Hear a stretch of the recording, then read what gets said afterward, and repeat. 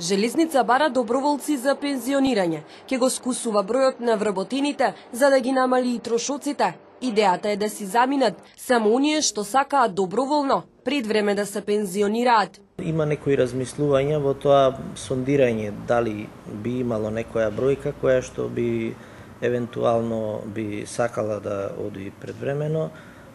Тоа е во тек, ќе видиме што ќе покажи практично таа анкета, колку и како. Последните отпуштања беа пред 6 години.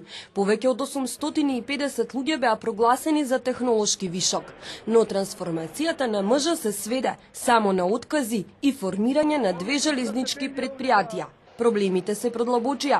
Инвестициите речиси и ги нема. Старии по 5 децении, локомотивите се уште ги влечат вагоните по македонските пруги, што се во уште полоша кондиција.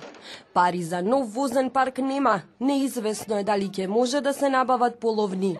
Ја разгледуваме и таа можност и контактираме веќе со компании од Шпанија, со кои што имаме некоја соработка и очекуваме некоја понуда, каква ќе видиме. Цените на новите патнички вагони се исклучително високи, се од 1.200.000 до 1.500.000 евра и верувајте дека македонски железници во моментов не се во можност да извршат набавки на нови патнички вагони.